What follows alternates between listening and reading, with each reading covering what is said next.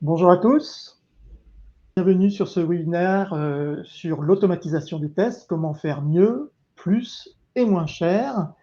Un webinaire qui sera illustré d'un exemple avec deux outils complémentaires, Yest et Cypress. Ce webinaire sera présenté par Élodie Bernard. Élodie est docteur en informatique, une grande spécialiste du test logiciel. Elle est depuis plus d'un an déjà Customer Success Manager chez Smart Testing, c'est-à-dire qu'elle accompagne en les choyant les utilisateurs de Yest à devenir chaque jour plus performants avec notre solution. Donc le webinaire qu'elle va vous présenter aujourd'hui sera organisé en deux parties. Quelques slides d'abord pour poser le contexte et les principaux concepts, et puis ensuite une démo live pour qu'on soit dans l'action. Le but du jeu, c'est que le webinaire soit interactif, et même si vos micros sont coupés. Donc, pour vous exprimer, s'il vous plaît, utilisez les fonctions, l'onglet questions ou chat, plutôt questions, pour poser vos questions à Élodie. Vous pouvez le faire tout au long du webinaire, quand les questions vous viennent à l'esprit. N'attendez pas la fin. Et puis, bien sûr, Élodie prendra les questions en fin de session pour y répondre. Voilà, je pense que le contexte est posé, la scène est prête, le rideau peut se lever sur ce webinaire, donc présenté par Élodie. À toi. Merci Michel. Effectivement, aujourd'hui, je vais vous parler de comment automatiser vos tests. Donc, mieux, plus et moins cher. Et à travers un exemple concret. C'est ce qu'on va voir avec Yest et Cypress. Avant de vous présenter tous ces éléments, un petit peu d'éléments de contexte. Vous le savez sans doute, automatiser les tests, c'est un véritable défi. Il y a plusieurs raisons à ça. Déjà le coût de l'automatisation, c'est-à-dire automatiser coûte cher à la fois à mettre en place par tout ce qui est aspect infrastructure, mais aussi tout l'aspect maintenance, car nos applications vont évoluer. En plus, les automaticiens sont des profils qui sont rares, c'est-à-dire ce n'est pas systématique d'avoir des automaticiens dans chacune des squads, donc ce sont des personnes qui sont plutôt transverses et allouées à plusieurs projets, donc c'est assez compliqué d'avoir un automaticien pour une équipe. Et très souvent, malheureusement, l'automaticien doit refaire une analyse fonctionnelle avant de réellement automatiser des tests. Parce que c'est difficile d'automatiser quand on ne sait pas ce qu'on veut automatiser. Donc, il faut un minimum de contexte à l'automaticien. Donc, nous, aujourd'hui, ce qu'on va voir, c'est comment alléger le travail de l'automaticien et quelles sont les solutions qu'on a apportées. Donc, les solutions, elles vont être un duo testeur automaticien pour un travail à quatre mains. Donc le testeur fonctionnel, on va le concentrer sur ses compétences. Donc ses compétences, c'est quoi au testeur fonctionnel? C'est le test et la connaissance fonctionnelle. Pourquoi la connaissance fonctionnelle? Parce qu'un testeur, à force de rédiger des cas de test, à force d'exécuter des tests sur l'application, il connaît l'application, il sait les bons tests à faire. Donc lui, il va pouvoir apporter cette connaissance à l'automaticien. Et l'automaticien, lui, sa force, c'est son expertise en automatisation des tests. Parce que notre automaticien, et quand je dis automaticien, ça peut être un développeur qui veut automatiser et vérifier son code. Son expertise, c'est les langages de programmation et c'est cette partie technique. Et le fait d'avoir ce duo testeur automaticien et les bons outils, donc là en l'occurrence les bons outils c'est quoi? C'est Yest, un outil visuel de conception et d'automatisation des tests fonctionnels en agile. Et c'est aussi un bon outil d'automatisation. Donc, dans notre exemple aujourd'hui, on présente Cypress et donc ça pourrait fonctionner aussi avec d'autres technos. C'est ce qu'on verra aussi plus tard. Donc, la question, c'est comment est-ce qu'on va automatiser? C'est-à-dire, vous avez peut-être déjà entendu parler d'outils pour automatiser, comme Cypress par exemple, mais comment est-ce qu'on automatise en alliant ces deux technologies, c'est-à-dire des parcours métiers. Et en l'occurrence, nous, ce qu'on va utiliser comme technique, c'est du Keyword Driven Testing. Donc, le Keyword Driven Testing, qu'est-ce que c'est? C'est utiliser et construire une bibliothèque de mots-clés. Ces mots-clés vont nous permettre de faire des actions sur l'application qu'on a à tester. Donc on va avoir des mots-clés un peu comme ceux qu'on voit à l'écran, hein, c'est-à-dire ouvrir une application, se connecter, vérifier une page d'accueil, remplir un tel formulaire, etc. Donc on va construire une bibliothèque de mots-clés de cette manière. Et l'avantage, on va dire, l'objectif de prendre des techniques comme ça, c'est que ça facilite l'automatisation et ça la rend plus accessible. Plus accessible pourquoi? Parce que on va créer des mots-clés plutôt fonctionnels. Donc déjà, une personne qui n'est pas forcément dans le code va pouvoir se projeter à travers ces mots-clés. Et surtout, on essaie d'avoir une dimension pour que le code soit plus lisible pour des personnes voilà, dont écrire du code n'est pas nécessairement le métier, comme ça peut être le cas d'un testeur fonctionnel. Donc on a toute cette partie Keyword Driven Testing et on a la notion de parcours métier. Et là, l'apport des parcours métiers, c'est d'avoir une nouvelle vision finalement de ce qu'on cherche à automatiser à travers des parcours métiers qui sont les parcours pour les tests. Et ça, c'est la connaissance de notre testeur fonctionnel. Et c'est ce qu'on va voir ensemble.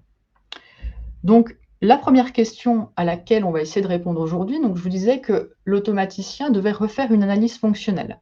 Eh bien, on va voir comment est-ce qu'on évite justement que notre automaticien ait à refaire cette analyse fonctionnelle. Donc, grâce à notre testeur fonctionnel, on va pouvoir présenter les différentes règles métiers. Visuellement, tout d'abord, dans Jira et avec des user stories. C'est-à-dire que avec notre app Yes4Jira qui est disponible donc gratuitement dans Jira, vous pouvez avoir directement en lien avec des tickets Jira des parcours comme celui qu'on voit à l'écran. Et donc, le testeur fonctionnel, ce qu'il va pouvoir faire, c'est présenter justement les parcours métiers, dire eh bien voilà, moi j'ai réalisé des tests, donc dans mes tests, j'ouvre mon application, dans certains tests, je crée un compte, dans d'autres, je me connecte, etc., etc. Voici les US que je suis en train de vérifier, et donc voici à assez haut niveau le contexte dans lequel je me trouve. Ça, c'est important de le rappeler parce que notre automaticien qui potentiellement travaille sur plusieurs projets, il n'a pas forcément en tête tous ces éléments. Donc là, au moins, on lui donne une vision rapide et directement en lien avec le métier des parcours pour le test qu'a réalisé le testeur. Ça, évidemment, ce n'est pas suffisant pour s'imprégner et savoir quoi automatiser. C'est pour ça que le testeur, lui, en amont, il a déjà, par rapport et grâce à ses parcours métiers, généré des scénarios de test.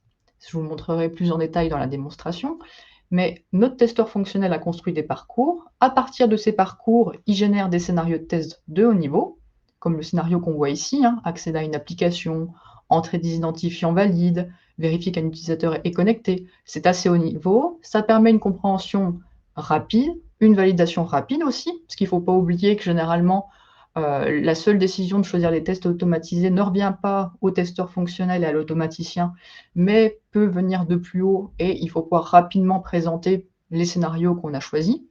Par contre, le désavantage entre guillemets de ces scénarios-là, c'est qu'il n'y a pas assez de détails pour automatiser. C'est pour ça que dans Yest, on intègre un niveau qu'on appelle détaillé et qui va permettre à un testeur fonctionnel de dire pour une étape de test, comme par exemple entrer des identifiants sur mon application, eh bien, si je devais apporter du détail, eh bien, je vais préciser quelles données je dois entrer, quelles vont être les valeurs, mettre des étapes supplémentaires, bref, tous les éléments pour que finalement l'automaticien puisse vraiment se projeter et bien comprendre quelles actions il doit réaliser dans l'application pour que le test soit automatisé. Ça, c'est très important. Et donc ici, on voit d'ailleurs que des données apparaissent. Eh bien, ces données-là, c'est le testeur fonctionnel qui les a. Pourquoi est-ce qu'il les a? Parce que lui, très souvent, le testeur fonctionnel, il exécute des scénarios de manière manuelle avant d'automatiser. Et d'une manière ou d'une autre, même si on veut directement faire de l'automatisation, il faut bien à un moment donné qu'on aille dans l'application et qu'on vérifie que le scénario, on peut le dérouler, quand évidemment, c'est déroulable manuellement.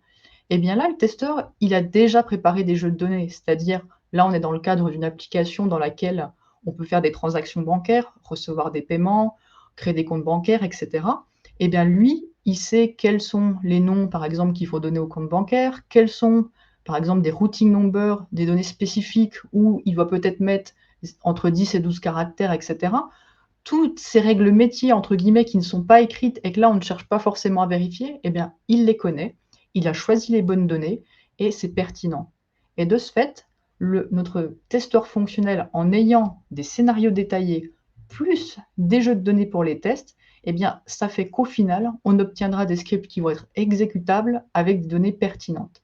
Et ça, c'est extrêmement important, cette notion de données pertinentes, parce que quand notre testeur il a dit, bah voilà, je vais me connecter avec tel login username quand ma connexion va être valide, peut-être que s'il a choisi ce profil particulier, c'est qu'il y a des raisons. C'est-à-dire c'est un profil peut-être qui fonctionne, c'est peut-être un profil qui a des droits particuliers.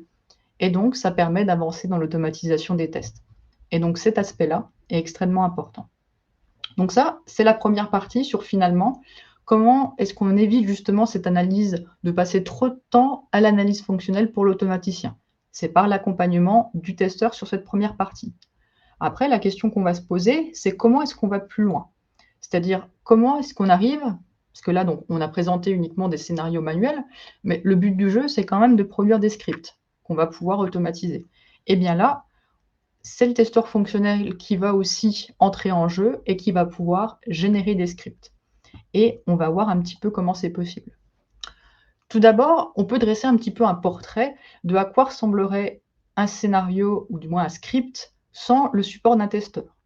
Ici, attention amis automaticiens et développeurs, j'ai pris le pire exemple possible. C'est-à-dire, on est sur un exemple de script dans lequel on enchaîne que des instructions, c'est-à-dire des clics-boutons, de la complétion de champs. Ce n'est pas très lisible, il faut vraiment se baser aux éléments qu'on va reconnaître dans le code pour savoir un peu de quoi il s'agit. Et il n'y a aucun usage de fonction, il n'y a aucune structuration. C'est vraiment le pire exemple qu'on puisse avoir. Cependant, de manière générale, lorsqu'on gère uniquement le script, on va dire uniquement géré par un automaticien ou un développeur, il va être difficile pour une personne qui ne soit pas initiée à du code de comprendre ce que le script fait d'un point de vue fonctionnel. Et ça, c'est ce sur quoi on veut avoir une solution. C'est le problème qu'on cherche à résoudre. Donc, l'idée est de produire plutôt un script qui va ressembler à ceci. Ce script, la différence par rapport au script qu'on vient de voir, c'est qu'au lieu d'enchaîner des instructions, on se formalise à utiliser vraiment des fonctions, ces fameux mots-clés. C'est la base du Keyword Driven Testing, c'est-à-dire j'ai un mot-clé OpenRWA App, donc je sais que je vais ouvrir mon application. Ensuite, je vois que j'utilise le mot-clé sign in avec un login username, un login password. Donc j'imagine que je vais me connecter. Ensuite, check the home page. Donc je vais vérifier la page d'accueil, etc. Là, on est vraiment sur quelque chose de très fonctionnel, c'est-à-dire cette fonction-là, fonctionnellement, on voit ce qu'elle est en train de faire, contrairement à ce qu'on a vu avant où c'est vraiment une suite d'instructions. Et le fait d'utiliser les mots-clés, ça structure vraiment les scripts et donc ça facilite la lecture. Et donc il est plus facile de comprendre le script d'un point de vue fonctionnel. Et ça va être important, surtout aussi pour la maintenance, c'est-à-dire on va maintenir des mots-clés et non pas, on va dire, maintenir directement les scripts. Ça, je vais vous le détailler quand on va détailler les scripts. Donc, ces mots-clés, il faut les construire évidemment. Donc, comment est-ce qu'on construit ces mots-clés? Eh bien, il faut savoir que le testeur fonctionnel et l'automaticien, tout au long de ce process, ils travaillent ensemble. C'est-à-dire, le testeur fonctionnel a construit des parcours, il a généré ses scénarios de test, et en se basant donc sur les parcours et les scénarios, le testeur fonctionnel et l'automaticien vont construire ensemble une liste de mots-clés. Donc, comme je le présentais juste avant, un mot-clé pour ouvrir l'application, un pour se connecter, un pour vérifier la page d'accueil, etc.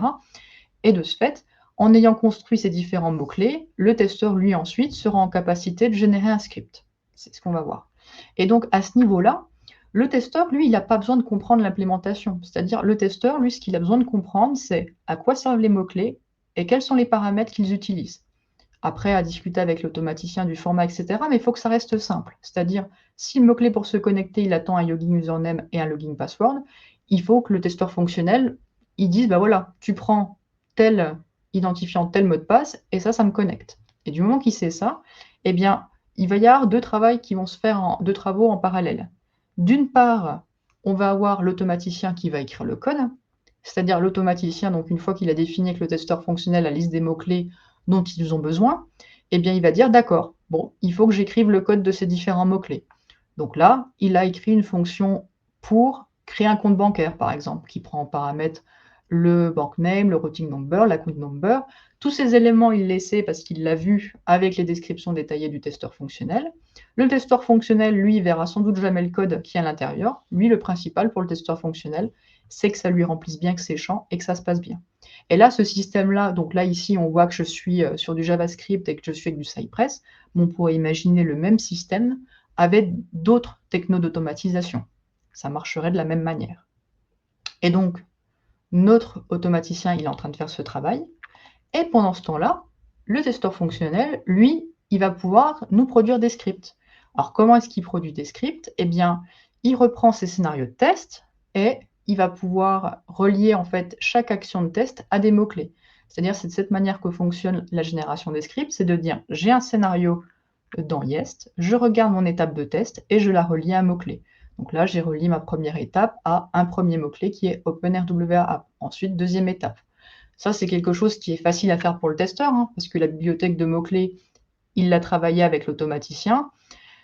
Il sait quelles données utiliser parce que c'est lui qui a créé les jeux de données. Et surtout, bah, ça libère du temps à l'automaticien. Pendant ce temps-là, l'automaticien, lui, il n'est pas en train de réfléchir aux enchaînements fonctionnels. Il est vraiment en train de se concentrer sur l'écriture des fonctions. Écriture ou maintenance, d'ailleurs, selon les phases dans lesquelles on se trouve. Et ça, c'est vraiment l'avantage. Et une fois que le testeur fonctionnel a fait ce travail-là, eh bien, dans notre exemple avec Cypress, il peut directement obtenir un script dans Yes qu'il est capable de publier dans Cypress. Ce sont des scripts qui sont directement exécutables, qui sont générés, c'est-à-dire ça c'est du code qui est automatiquement généré, et du coup ça va faciliter la maintenance de nos scripts, parce que si un ensemble de scripts est voué à évoluer parce qu'il y a une étape qui s'est rajoutée au début, eh bien on ne reprend pas les scripts un à un pour les réécrire, mais on régénère les scripts et on peut les réexécuter. Donc voici pour le process un petit peu de bout en bout, c'est-à-dire de l'analyse jusqu'à la production de nos scripts. Et du coup, on va voir un petit peu comment tout ça s'articule de manière un petit peu plus concrète. Donc, si je reprends mes éléments, je suis un testeur fonctionnel. Donc, je vais présenter à mon automaticien mon parcours. Donc, mon parcours, il se trouve dans Yest et il se trouve aussi dans Jira. Là, je vous montre directement dans Yest ce à quoi ça ressemble. Donc, j'explique à mon automaticien que j'accède à mon application, je crée mon compte, je me connecte, je veux faire différentes actions sur mon application. Je lui montre aussi les différents scénarios de test que j'ai produits. Ici, par exemple, je lui dis que j'ai un cas de test à automatiser, on va vouloir demander un paiement. Donc sur mon parcours, je lui montre que on accède à l'application, on se connecte, on fait une demande de paiement ou un paiement, que ça va consister à sélectionner un contact, choisir un montant et demander un paiement. Justement, là, l'automaticien peut s'interroger et me dire, bon, initier une requête de paiement, un paiement, qu'est-ce que ça veut dire concrètement? Et concrètement, on a une description détaillée qui nous dit, il faut cliquer sur le bouton New. Ça paraît bête comme ça, mais ça évite de faire ping-pong des questions des fois où on aura tendance à dire à un automaticien automatise. Et là, vu qu'il y a le dialogue entre le testeur fonctionnel et l'automaticien, il faut imaginer aussi que c'est quelque chose qui est itératif et incrémental, c'est-à-dire s'il manque du détail, le testeur fonctionnel peut garder ses tests au niveau que lui peut exécuter ainsi et rajouter du détail pour l'automaticien. C'est le cas ici dans ces descriptions détaillées. Donc c'est ce que je vous montrais précédemment, c'est-à-dire on a aussi le détail de nos données, c'est-à-dire de dire se connecter de manière valide. Qu'est-ce que ça veut dire? C'est entrer un certain login username, un certain login password, qu'on retrouve dans les jeux de données dans Yest. Et là, si on prend un exemple de connexion, une connexion valide, ça veut dire entrer Katharina Bernier avec le password secret. Et de cette manière, l'automaticien a toute la visibilité sur les différents scénarios, là je vous en ai montré qu'un, sur le parcours, comprendre les différents choix qui sont possibles, et donc, testeurs fonctionnels et automaticiens vont pouvoir construire ensemble la bibliothèque de mots-clés. Là, la bibliothèque de mots-clés, on l'a déjà travaillé en amont, c'est-à-dire on a préparé notre fichier de mots-clés, c'est-à-dire testeur automaticien, donc on définit les différents mots-clés nécessaires. C'est ce que je vous présentais dans mes slides. Ouvrir l'application, se connecter, vérifier la page d'accueil, etc. Ce fichier-là, qui est un fichier .js, peut directement être chargé dans Yest. Et donc dans Yest, le testeur fonctionnel, donc là, il faut imaginer que mon automaticien, il est en train d'écrire le code de mes mots-clés. Et moi, en tant que testeur fonctionnel, eh bien, je vais faire le travail dont je vous parlais, c'est-à-dire de relier mes différentes étapes de test à des mots-clés. Donc là, ici, j'ai mes tests, j'ai des mots-clés, jeux de données associés pour que mon test se déroule correctement. Et donc, maintenant, je vais mettre en œuvre les mécanismes pour que ça me produise un script. Donc, je prends le premier, par exemple, scénario. Je vois que la première étape consiste à accéder à mon application. Je vais dire, je veux ajouter l'appel à un mot-clé pour cette étape-là, pour dire finalement à quoi correspond le fait d'accéder à l'application en termes de mots-clés. Je sais qu'il s'agit du mot-clé OpenRWA-App, je le choisis. Et donc, automatiquement, maintenant, mon étape est passée en vert, et ça veut dire, c'est bon, cette étape, elle est prête à produire un script. Et étant donné que mon étape de connexion, elle existe dans tous mes scénarios, eh bien, elle est déjà complétée pour tous mes scénarios. Et ainsi, on complète les différentes étapes et ça va pouvoir nous générer un script.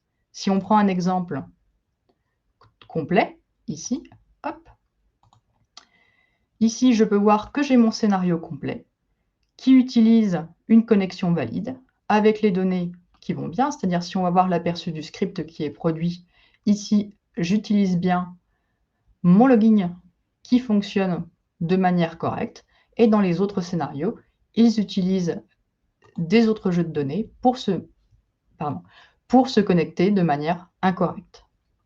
Et donc ainsi, on a un script qui est prêt à être publié donc dans Cypress, que peut revoir l'automaticien et donc qui va être exécutable. Donc c'est ce qu'on va faire. Je vais publier mes scripts. Donc là ici, c'est publié en local. Il faut imaginer qu'on pourra avoir des chaînes d'intégration continue. Et ensuite, on peut pareil imaginer qu'on aurait une chaîne d'intégration continue pour lancer nos tests. Moi ici, je vais juste lancer une petite commande pour lancer l'exécution de mes tests. Donc il faut savoir, pour les personnes qui utilisent Cypress, qu'il y a aussi un système d'interface. Et ici, j'utilise la commande npx cypress run pour avoir derrière des rapports d'exécution que je pourrais retrouver plus tard dans X-Ray. C'est ce qu'on va voir juste après, une fois que le test aura démarré. Donc là, voilà, il faut savoir que c'est en local. Hop, ça ne va pas tarder à démarrer. C'est les joies du direct. Voilà, on voit que nos tests sont bien en train de se lancer. Tac, tac, tac, voilà, 1 sur 5. Il commence par faire demander un paiement. Donc, c'est en train de tourner en arrière-plan. Tout se passe bien. Et donc, pendant que nos tests sont en train de s'exécuter, on va aller faire un petit tour dans Jira. Donc, ce que je vous expliquais à l'origine, je vais juste garder cette fenêtre ici, c'est que nos cas de tests ont été publiés au préalable dans X-Ray, c'est-à-dire notre testeur fonctionnel a donné de la visibilité, c'est-à-dire il a dit j'ai un parcours, je vais mettre en plein écran, le testeur fonctionnel il a pu partager son travail dans Jira. Hop, on va juste attendre un petit peu que Jira charge. J'ai mon parcours dans Jira. Ce parcours, on a une couverture de conception, parce que les tests que j'avais dans Yest, je les ai publiés dans X-Ray au préalable. Pourquoi? Parce que j'ai fait de l'exécution manuelle d'abord dans X-Ray, parce que je voulais donner de la visibilité sur mes tests, donc je les ai publiés sur le gestionnaire de version. Et on peut voir la couverture de nos tests directement sur le parcours applicatif. Et justement, on est, par exemple, en Agile. Pour l'instant, on avait défini qu'on voulait automatiser un certain scope. Par contre, gérer les comptes bancaires, c'est quelque chose qu'on n'a pas encore fait et sur lequel on pourra faire une évolution plus tard. Donc là, pour l'instant, ça, il faut qu'on le gère autant en termes de conception qu'en termes d'automatisation. Et donc ainsi, on a ces éléments directement dans Jira. Et on peut voir aussi donc la couverture des tickets qu'on couvre pour l'instant par rapport à ces tests. Du coup, le travail qu'on va avoir à faire ici, si on veut faire, donc pendant que notre exécution est en train de charger, on peut gérer déjà, anticiper l'évolution qu'il y a à faire ici, c'est-à-dire gérer les comptes bancaires. Donc, gérer les comptes bancaires, finalement, à quoi ça correspond? Si on reprend notre parcours, j'avais déjà prévu de gérer les comptes bancaires. C'est juste que pour l'instant, ce n'est pas encore fait.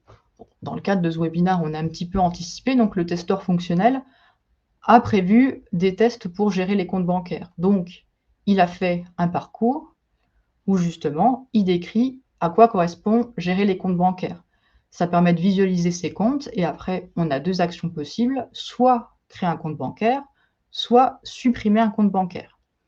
Et donc, le but du jeu va être d'étendre notre couverture pour couvrir ces 2 cas. Donc, ce qu'on va faire, c'est qu'on va pouvoir reprendre notre parcours et simplement relier le parcours principal à ce petit parcours de gérer les comptes bancaires. Et ainsi, on peut automatiquement générer des scénarios de test pour étendre notre couverture. Maintenant, on a 2 tests supplémentaires et on peut regarder par exemple créer un compte bancaire. Et donc sur créer un compte bancaire, on voit que on crée un compte normal, un compte sur l'application, on se connecte et ensuite on va gérer les comptes bancaires et dans notre exemple ici, on crée le compte. Et l'autre scénario, couvrir à l'autre branche, supprimer un compte bancaire. Et quand on a ce travail-là donc qui est fait, on n'a pas encore le travail pour l'automatisation qui est prêt. Parce que ici, maintenant, on va devoir un peu compléter ce qu'on avait fait finalement pour l'automatisation de nos tests. C'est-à-dire, pour l'instant, on avait 5 tests. Maintenant, on veut un peu étendre notre couverture. Donc là, on avait uniquement 5 scénarios. Là, je vais dire, je vais prendre ces 2 scénarios-là et je vais générer des combinaisons de jeux de données. Parce que notre testeur fonctionnel, il a anticipé, il s'est préparé des jeux de données pour créer et supprimer un compte bancaire. Donc, il associe des combinaisons pour ces nouveaux tests. Et ensuite, il va aussi pouvoir étudier l'impact que ça a pour automatiser ces tests-là. Et là, il se rend compte que finalement, la majorité du travail est fait, c'est-à-dire sur les 7 étapes à automatiser, il y en a déjà 5 dans chacun des scénarios qui sont déjà couvertes. Et il n'a plus qu'à, entre guillemets, demander à l'automaticien comment est-ce qu'on pourrait automatiser ça, puis l'automaticien va avec lui décider des nouveaux mots-clés à implémenter. Donc là, on a vraiment une analyse d'impact pour savoir quels sont les nouveaux éléments à produire pour étendre notre patrimoine de tests automatisés. Donc c'est ce qu'on va faire ici, c'est-à-dire qu'on va compléter cette publication. Donc on va imaginer que notre automaticien, donc il a tout prévu, c'est-à-dire il nous a créé des mots-clés pour justement couvrir ce périmètre, donc visualiser les comptes bancaires. Donc je peux ajouter l'appel au mot-clé qui va bien. Donc ici, ça va être check bank account. Et là, il me reste 2 mots-clés aussi à mettre, un pour supprimer, un pour créer. Donc là, ça va être create bank account avec toujours les paramètres qui vont bien. Et donc, c'est quelque chose qui se fait assez simplement parce que le testeur fonctionnel, il a discuté avec l'automaticien, il sait à quoi servent les mots-clés, il sait quelles données il doit utiliser. Et donc, rapidement, il peut compléter les étapes et ça aurait été la même chose si ces étapes se seraient rajoutées à d'autres scénarios de test. Et donc là, pour supprimer, il a ajouté le mot-clé delete et avec le bank name en paramètre pour que tout se passe bien. Et là, maintenant, on a 2 nouveaux tests qu'on pourra automatiser. Pendant ce temps-là, notre exécution s'est terminée. On voit que tout s'est bien passé, donc on est content. Et donc, dans une chaîne d'intégration continue, donc on aurait automatiquement les résultats qui seraient rapportés dans X-Ray. Pour l'exercice d'aujourd'hui, c'est moi qui vais lancer une petite commande qui va permettre d'envoyer nos tests dans X-Ray. Et donc, juste après, on va pouvoir aller voir cette exécution dans X-Ray et on pourra aussi mettre à jour ces tests existants dans Cypress et dans X-Ray. Donc là, ces nouveaux tests-là, donc ils sont prêts à être envoyés dans X-Ray. Donc on va tout de suite lancer notre exécution. Donc comment on fait pour mettre à jour nos tests dans Cypress? C'est très simple. Là, j'ai 2 nouveaux scripts, les autres n'ont pas changé. Je vais simplement cliquer sur Publier. Là, automatiquement, l'outil va mettre à jour mes tests dans le dossier qui va bien. Et donc, là où j'avais lancé mon exécution, eh bien, sans surprise, je fais exactement la même chose. C'est-à-dire, je fais ma commande npx cypress run pour que, effectivement, les tests soient lancés. Le temps que nos tests démarrent, on va aller faire un tour pour voir l'exécution précédente. Parce qu'on avait lancé une exécution précédente, on peut aller la voir. Hop.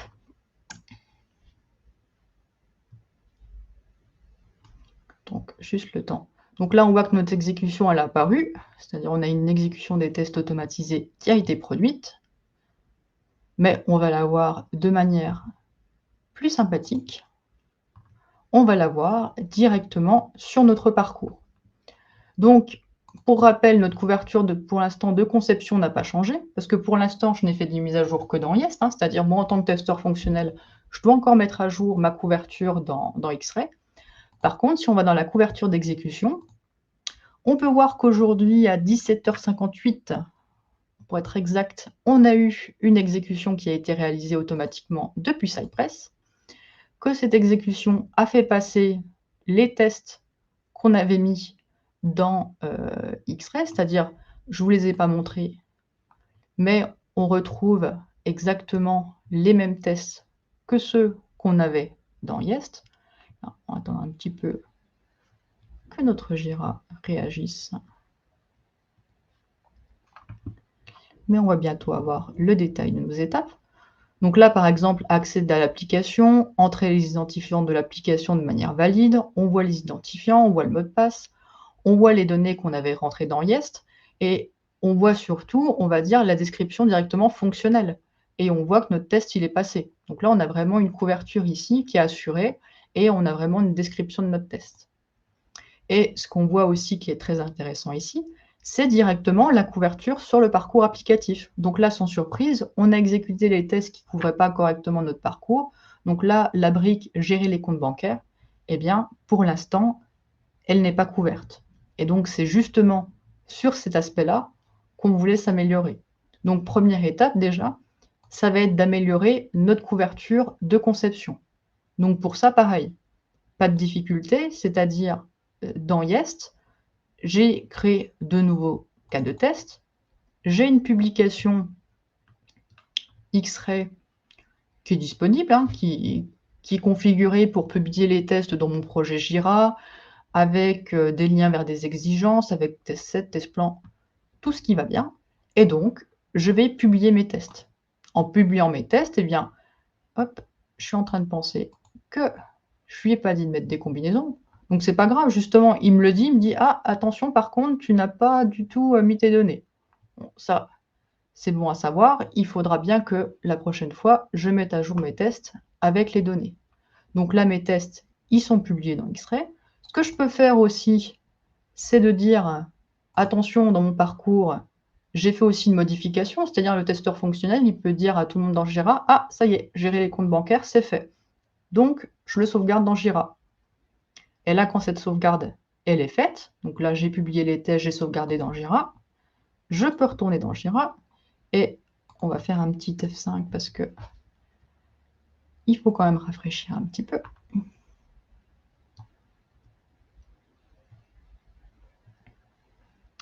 Ici, normalement, si tout s'est bien passé, on a une couverture d'exécution maintenant qui est étendue, c'est-à-dire, si je mets en plein écran, c'est quand même plus agréable. Donc, notre couverture d'exécution n'est toujours pas bon, parce que là, l'exécution, je la vois, elle continue à tourner. Par contre, on est bon niveau couverture de conception, c'est-à-dire maintenant, on a bien deux tests qui couvrent gérer les comptes bancaires, on a le détail, on couvre bien ces deux bulles. Donc, maintenant, on est opérationnel pour automatiser ces deux tests et on les a intégrés directement dans X-Ray. Ce qu'on peut faire pendant que l'exécution termine, c'est voir un petit peu à quoi ça ressemble l'exécution. Parce que depuis tout à l'heure, je vous dis qu'il y a de l'exécution qui se déroule, mais c'est vrai. C'est-à-dire avec Cypress, une fonctionnalité qu'on a en direct live quand il exécute les tests, c'est qu'il nous enregistre des vidéos.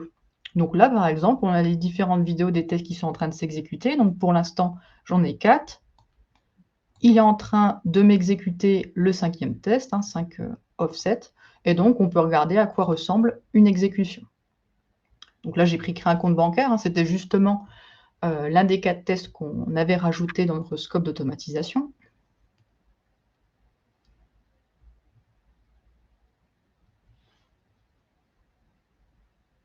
Juste le temps que... C'est un petit peu saccadé, mais ça y va. Donc là, ce que vous voyez, c'est l'interface de Cypress. Il est en train de nous exécuter le test « Créer un compte bancaire ». un petit peu capricieux, mais ça y va. On voit ce qui se connecte sur le localhost 3000, hein, c'est là où j'héberge l'application. Donc là, il est en train de visiter le site, hein, il est en train d'essayer de s'y connecter. Je pense que l'effet démo, partage, etc. fait que mon cas de test a quelques difficultés à s'exécuter, mais en toute logique, ça devrait passer. Même si pour l'instant, c'est pas flagrant.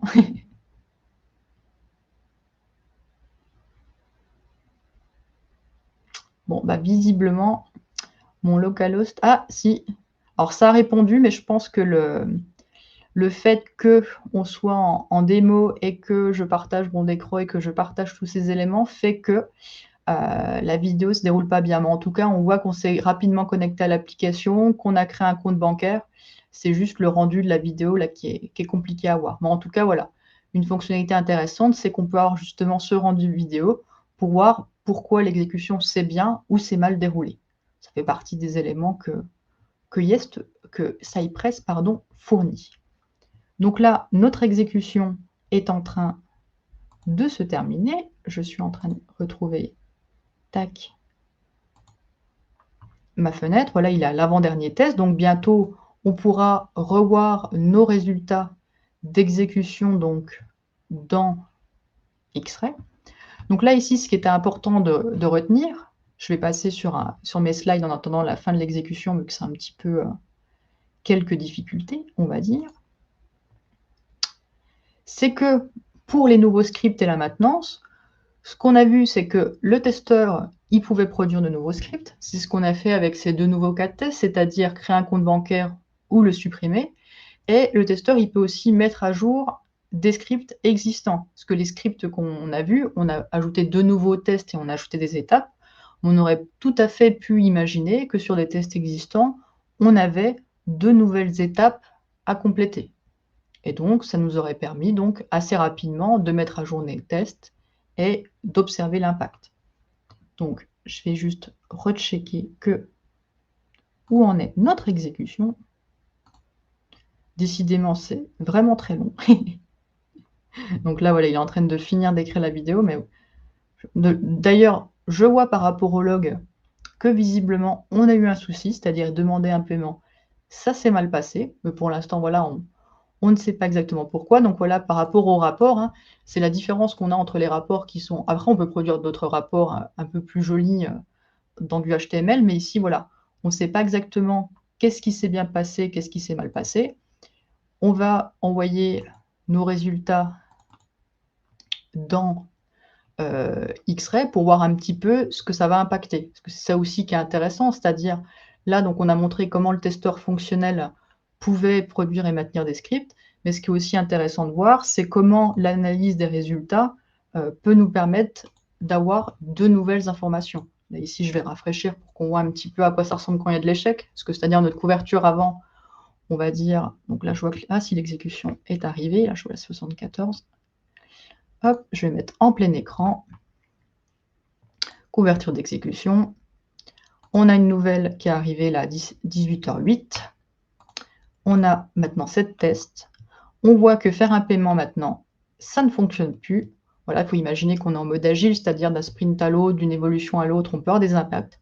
Et justement, c'est ce qu'on observe ici, c'est-à-dire on ne voit qu'il n'y a plus que recevoir une demande de paiement ou un paiement qui est OK, mais que l'échec de ces deux tests provoque, on va dire, des impacts éventuels sur toutes les bulles qu'on voit en orange. Donc la connexion, créer un compte, accéder à l'application, c'est en orange parce que nous avons des tests qui passent par ces étapes et qui sont en échec au final. C'est-à-dire faire une demande de paiement, on voit que c'est faire un paiement qui est KO. Et de l'autre côté, c'est la suppression de compte donc, qui est mauvaise. Donc ça permet vraiment d'avoir une autre visibilité sur nos résultats d'exécution et qui est assez intéressante. Donc voilà pour cette partie purement démo. Maintenant, je vais juste conclure sur ce qu'on a vu aujourd'hui.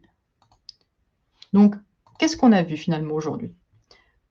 Comment est-ce qu'on automatise mieux? Parce que c'était le sujet.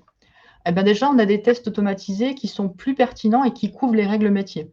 Des fois, le biais quand on automatise, c'est de dire on automatise, mais finalement, à la fin, on ne sait plus trop quoi exactement. Là, le fait qu'on ait le penchant test manuel, test automatisé, avec la visibilité dans X-Ray, avec Cypress, etc., ça nous permet vraiment d'avoir des tests plus pertinents et du coup, on automatise mieux car on a de la visibilité. On automatise plus, pourquoi? Parce que déjà, on limite le temps passé à l'analyse fonctionnelle et on donne plus d'autonomie aux testeurs fonctionnels. L'idée, c'est que l'automaticien, entre guillemets, ne perd pas du temps après des choses que le testeur fonctionnel pourrait l'aider à faire. Et donc, le résultat de limiter ces deux choses, c'est que l'automaticien, il peut s'impliquer dans plus de projets. On a dit que c'était une ressource rare, l'automaticien. Donc, s'il peut passer moins de temps sur chaque projet pour justement faire plus de projets d'automatisation, c'est idéal. Et comment est-ce qu'on automatise moins cher? Eh bien, grâce au calcul d'impact, c'est-à-dire tout à l'heure, on a montré que pour créer et supprimer un compte bancaire, ça se faisait simplement, il y avait 3 mots-clés à implémenter. Si on se rend compte qu'il y en a une quinzaine à implémenter, on va peut-être se dire, est-ce que ça vaut vraiment le coup qu'on se mette à développer 15 mots-clés alors qu'éventuellement, on a d'autres fonctionnalités qui pourraient être complètement automatisées avec très peu de mots-clés. Donc, il y a vraiment un calcul d'impact qui est possible par rapport à la visualisation sur les parcours et par rapport à la visualisation dans Yest des éléments et des mots-clés à ajouter. Et on automatise moins cher aussi parce qu'on facilite la production et la maintenance des scripts. C'est-à-dire, au lieu de mettre unitairement chaque script à jour à la main, comme vous avez pu le voir, je l'ai généré automatiquement, je l'ai publié, je l'ai réexécuté derrière sans me poser plus de questions. Donc voilà pour ce que je voulais vous présenter aujourd'hui sur l'automatisation avec Cypress. Donc, sachant que aujourd'hui, je vous l'ai montré avec Yest et Cypress, mais on pourrait tout à fait l'imaginer avec d'autres technologies d'automatisation, Selenium, Agilitech, Ranorex, etc. Et que si vous avez des questions, je vois qu'on a de nombreuses questions dans l'onglet questions, donc je vais y répondre. Voilà, c'est ce que j'allais te dire. C'est l'heure de répondre. Effectivement, il y a des questions et des questions assez sympathiques. Je pense que tu vas te délecter à y répondre. Alors, je vais regarder s'il y a des votes. De toute façon, je pense qu'on va pouvoir tout y répondre et du coup, je vais les prendre dans l'ordre. Je pense que ça va être plus simple dans celle que je les vois. Ou non, je vais les trier quand même par vote. Tiens, tac. Alors, quand vous parlez de jeux de données, j'ai l'impression que vous parlez des inputs de l'interface, mais qu'en est-il de la base de données de test que l'application utilise pendant l'exécution du script? Alors, effectivement, il y a deux. Je vais juste me mettre peut-être hop, comme ceci, ça sera plus sympathique. Donc effectivement, il y a deux sujets, c'est-à-dire il y a les jeux de données qu'on utilise comme je l'ai fait, c'est-à-dire il me faut un username, un password, mais après il faut imaginer que derrière, effectivement, on a des vrais jeux de données. On a une base Oracle, on a une base peu importe, dans laquelle on a des jeux de données. Et il faut savoir que dans Yest, on peut importer directement des jeux de données dans Yest. C'est-à-dire, on peut faire une requête SQL depuis Yest pour intégrer nos vraies données dans l'outil. Il n'y a pas nécessairement besoin d'entrer à la main les données. Donc voilà, si ça répond à votre question. Mais en tout cas, on peut faire le lien avec des données réelles. Donc voilà pour la première question. Ensuite, alors l'envoi des tests et les résultats des tests se fait de Yest vers X-Ray ou de Cypress vers X-Ray. Ça se fait donc en deux temps, c'est-à-dire j'envoie mes tests de Yest vers X-Ray, comme ça ils existent dans X-Ray. Et ensuite, une fois que mes tests sont exécutés dans Cypress, je produis un rapport, donc c'est la bibliothèque reporter de Cypress, et ce document fourni par le reporter, je l'envoie dans X-Ray via une commande curl.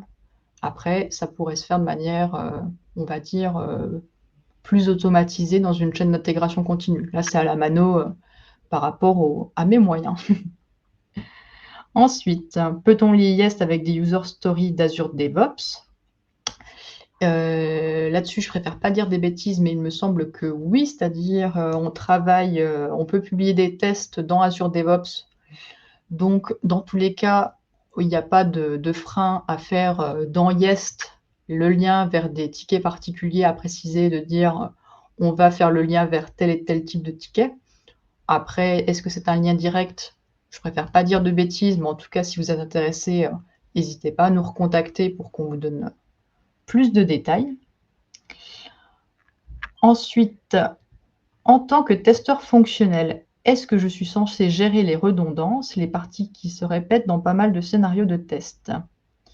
Censé Alors, si la question est, est-ce que, entre guillemets, «je dois exécuter tout le temps les mêmes tests et est-ce que ça ne devrait pas être automatisé?» C'est là où on a le côté calcul d'impact. C'est-à-dire, il faut toujours calculer, s'il y a 10 tests qui sont très redondants, qu'on exécute assez souvent, qui partagent des mêmes étapes, mais qu'entre guillemets, ça prend, 1/2 heure par semaine et que pour l'automatiser, il faudrait des mois parce que dedans, il y a un système, bref, extrêmement compliqué à automatiser.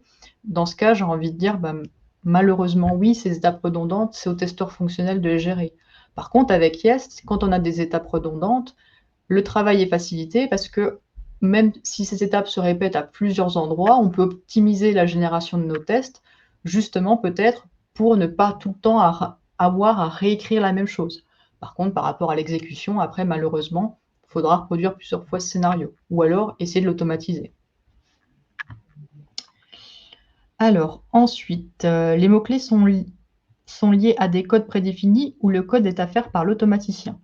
Et ben là, tout dépend de la techno. C'est-à-dire là, j'ai fait du Cypress, donc je les ai écrits à la main. Mais si vous utilisez des solutions low-code qui proposent justement de vous aider à implémenter ces mots-clés, eh bien vous pourriez imaginer associer Jest à un outil de low-code pour justement ne pas avoir à écrire à la main ces mots-clés. C'est la solution que vous pouvez employer.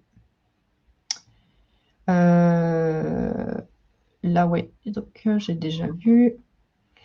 Peut-on versionner un projet Jest via Git? Oui, tout à fait. J'en ai pas parlé, mais c'est directement intégré dans l'interface de l'outil. Il n'y a même pas besoin d'avoir Git sur son poste automatiquement. On peut envoyer sur un dépôt et reprendre. Et c'est assez simple sans utiliser de commande. Donc c'est vraiment quelque chose de très accessible et ça permet de partager le projet avec l'ensemble des membres de son équipe. Ensuite, est-ce qu'il vaut mieux tester une feature lorsqu'elle est déjà développée, point d'interrogation, ou bien commencer la réalisation des scénarios au moment où le besoin de la nouvelle feature est exprimé? Alors j'ai envie de dire, moi j'aurais tendance à dire, appliquons toujours le paradigme de tester tôt. C'est vraiment la solution. Le risque à toujours dire: «On attend que ça soit développé», heu, on crée un goulet d'étranglement et le risque, c'est qu'en créant un goulet d'étranglement, en voulant attendre que tout soit fini, on n'automatise jamais.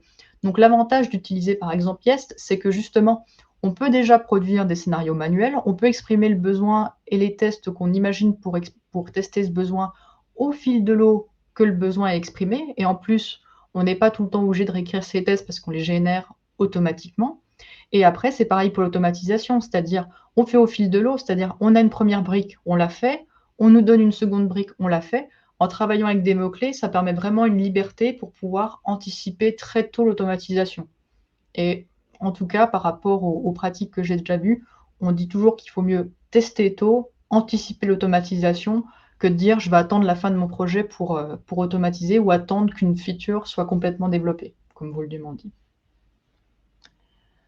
Ensuite, Je pense que tu as tout fait, non?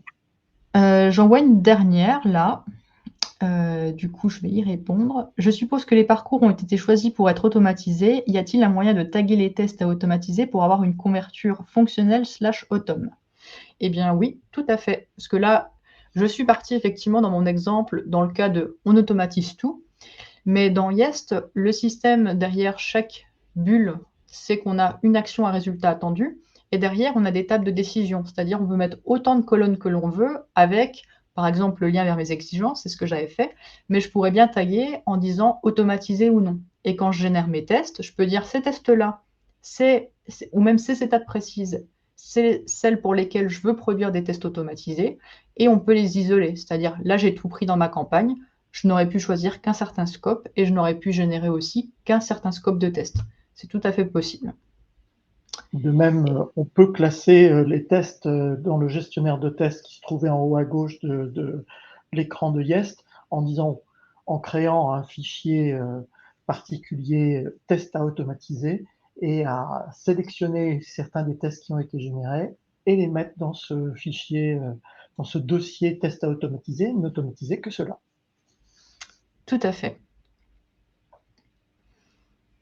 Et donc, de toute façon, si, donc là, vous avez une vue globale de la manière dont ça fonctionne. Donc, n'hésitez pas si post-webinar ou quand vous aurez vu le replay, si vous avez des questions, n'hésitez pas à nous contacter. Vous avez nos coordonnées sur ce dernier slide pour qu'on vous donne des informations complémentaires, donc par On ne rapport à montre la pas là manière le dont ça slide. fonctionne. Il faudrait que tu le montres, le slide. Ah pardon, c'est vrai, pardon, je suis très égocentrique, effectivement, c'est moi qu'on voit.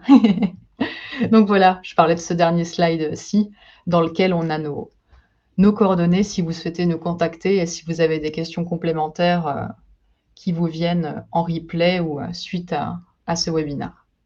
En tout cas, merci beaucoup Élodie, merci à tous aussi de nous avoir suivis ce soir. On a dépassé un petit peu l'heure, mais je pense que ça valait le coup.